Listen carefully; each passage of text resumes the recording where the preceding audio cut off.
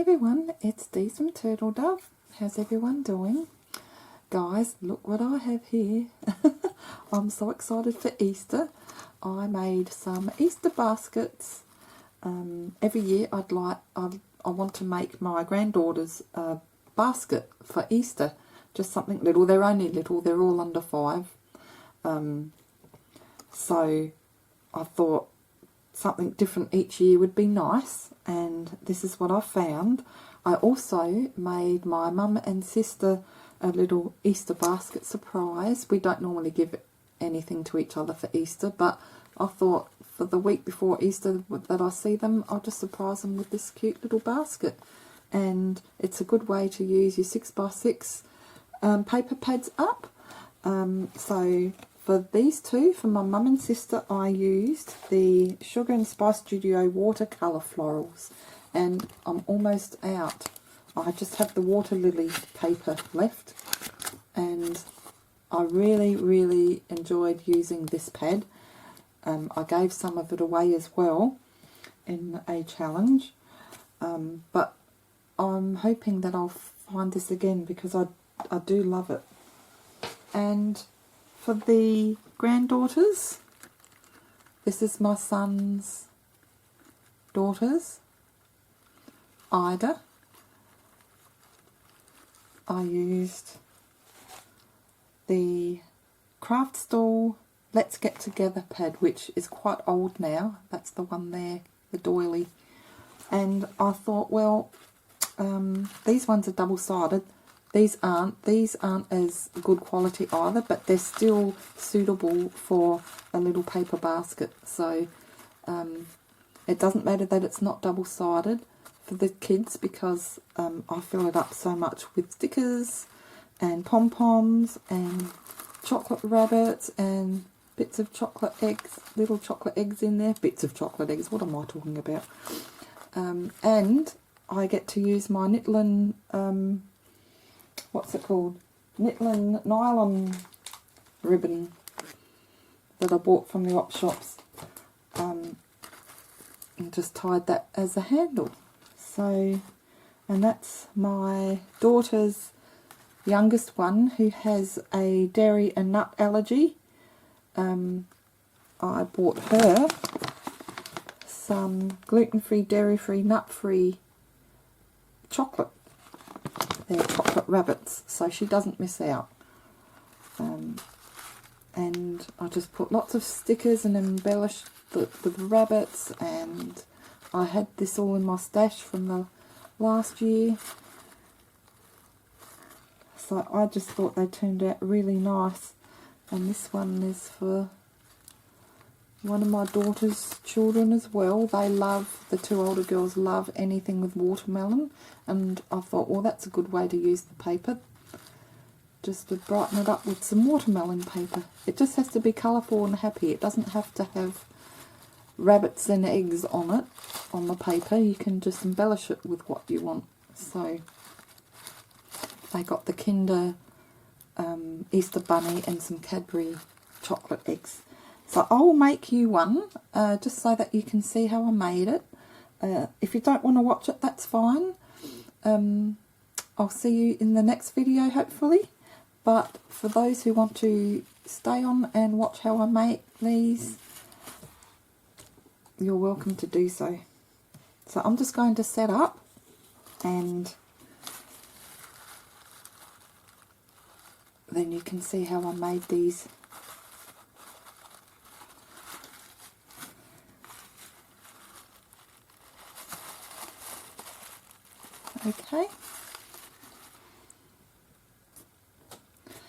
Okay, so you get your 6x6 paper, and you will be scoring at 2-inch intervals. I've already scored it, but I'll just quickly show you. And it's not necessary to have a scoring board. I did this without one for a while, but finally bought one, and this one I don't like so much anyway, but it does the job. So you just score it at the 2-inch intervals, so 2 and 4, turn it around and do the same thing at 2 and at 4. Okay, I just thought I would save a little bit of time, so I did that ahead. So now you've got the score lines, so now you'll just get your scissors, and on one side just cut down the first square at the corner, from the bottom to the first corner. Just cut down there, and you do the same on the next one. It's a bit hard to see the score lines sometimes, depending on the paper. Now turn it around and do the opposite side.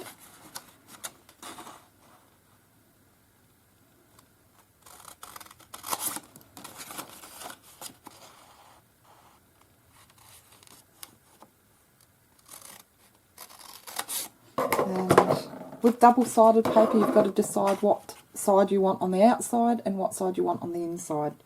For instance, with this one, it had a finer pattern on one side and more of a bolder pattern on the other, so I put the bolder pattern on the inside and left the busy pattern on the outside, which I thought looks good. So of course you don't have to do that with the one-sided paper. And now we're going to fold at the score lines. Just fold up and push that down, and then do the same on the other side.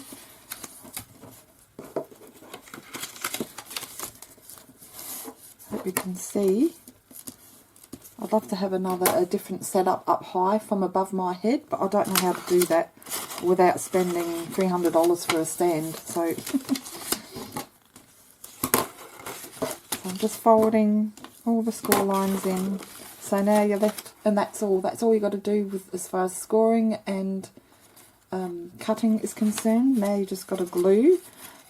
But before you glue, if you want to have the handles, you can either use more paper and stick the handles on with glue, or I'm going to use my Nitlin nylon ribbon and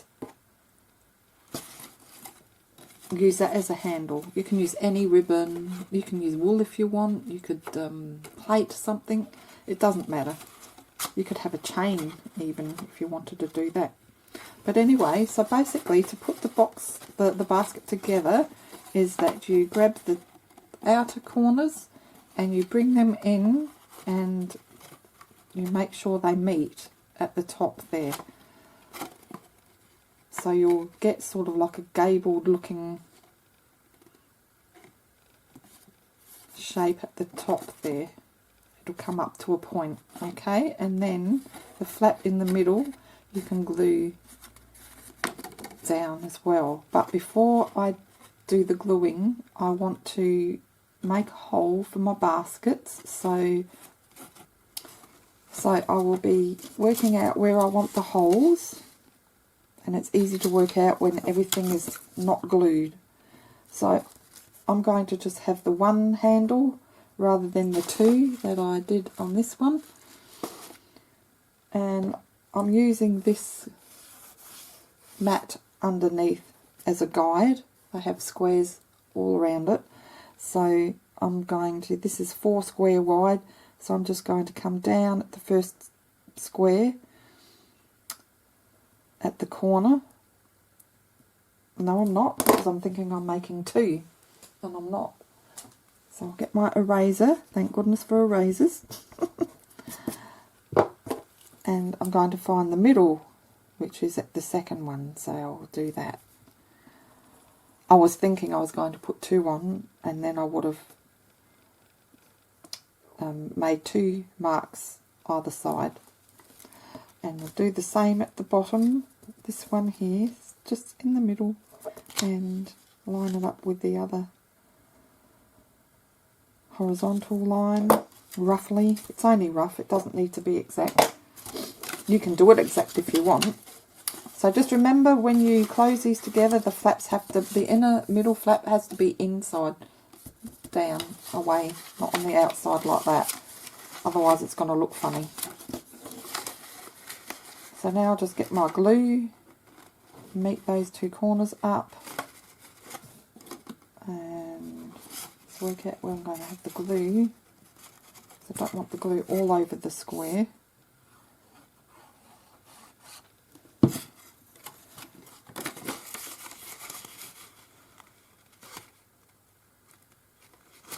Go. Push that down.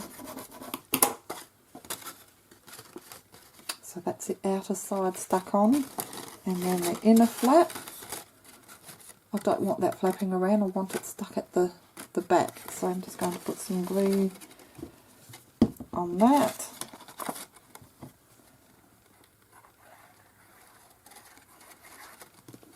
Like so. And then bring that down, push that down with your tool. This tool is great for doing this sort of thing. So now I can see where I've made the mark for the hole. I'll just do the other side before I do that. Make sure again the middle flap's on the inside, not on the outside. And I'm just going to work out where I want this glue.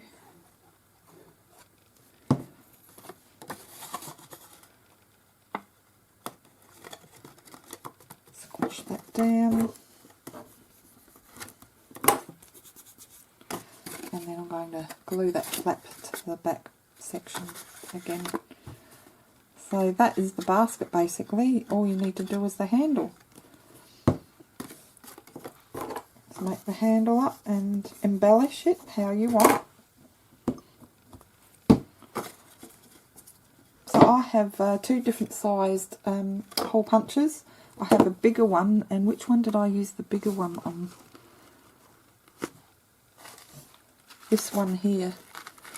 I suggest the smaller one depending on the handle that you're doing, that you're going to make. This is very, very sheer and fine, so I'm using the small one. If it was a thicker ribbon, that would be fine. I just had to make a double knot there.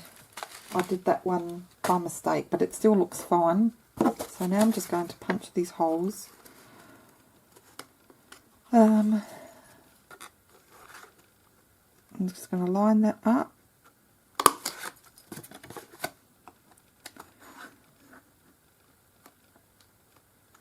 Now if you're using paper, if you're going to have paper handles, you don't need to punch holes obviously.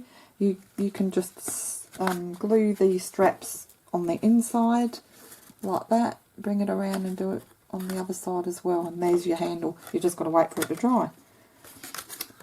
Okay, so now let's put these straps on. Now you can work out if you want your strap not on the outside or on the inside, it's up to you. I'm putting them on the outside. Just going to... Now these strips are 8" wide, accounting for the knotting that I'm doing. Now I'm going to leave these knots loose. Oh, they never work out. As soon as I press record, something does not run smoothly. I made all those and had no trouble. Okay, there we go. So now I'm just going to twist that and thread that through the hole.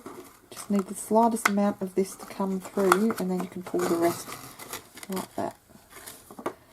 And then just thread the other bit through, because you want the knot on, well, I want the knot on the outside. And then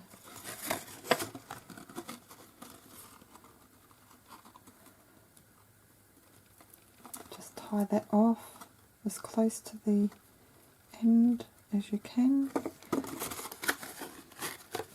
And there's your handle. Isn't it cute? Love the little watermelons. It's adorable. Okay, the girls are going to love this. Now, next thing is to embellish. I have some of my fillers. I have pom-poms. I have some stickers. These are all from last year. Some foam sheet, cut out rabbit heads, bunnies, and an egg. So, I'm going to put an egg over here. And I'm just going to reinforce that with a little bit of glue, because with the heat these type of things tend to pop off, and it's not nice when that happens. It's annoying. So you can embellish it up or down, you can just have fun with it. Now I'm not going to take the backing of this sticker from the ears, because I want the ears to poke out and I don't want everything to stick to it. So I'm just going to tear around the head like so. Put a little bit of glue there as well, and I'm going to have them sort of poking above the top of the basket like so. Isn't that cute? I think it's adorable. I'm going to leave one to put in the basket, because the older granddaughters love stickers. So they can put a sticker on their shirts on Easter morning or Easter day whenever they see me. These are so fun to make, and I want to make a big one as a table centerpiece, so that if the family come down they can just help themselves to a couple of chocolate eggs. We don't normally buy for adults, but I can't help myself. I just would like everyone just to help themselves to a couple of eggs. There won't be a real lot, but yeah, I'll definitely show you my 12 by 12 basket if I make it, but it's the same principle, just on a bigger scale. So I think this one can go on top of the egg like so. Looks like he's jumped in the Easter egg. Isn't that cute? Okay, so now I'm going to fill it. I have this yellow shredded paper, and some of it's flat and some of it's crinkled. Isn't it pretty? I think I bought this at the end of last Easter. And it's good to use in Happy Mail packaging too. I'm going to have to put my Easter display up soon. Anyway, that's that. Just fiddle around with that, fluff it up how you like, and then just fill it up with whatever you want to fill it up with. So here are my stickers. Put that at the back, like so. I want some of this shredded paper sticking out because it looks pretty. There's another little extra bunny rabbit. I'll have some pom-poms, and here's a Kinder egg.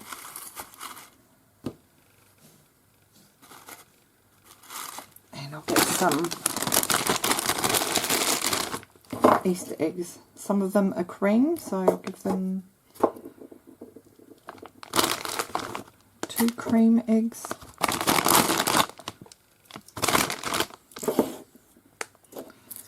And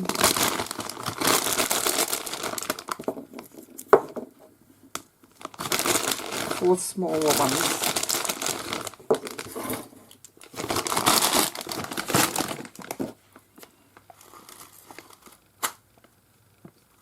So I think they are so fun,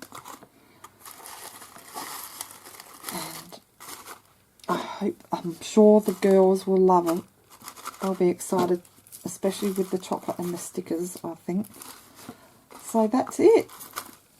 there's the little Easter basket. Now I have to rearrange this if I want the handle centered more, because it's weighty on one side. But that is how you make it. Really fun, really easy, great way to use your 6x6 or 12x12 papers up.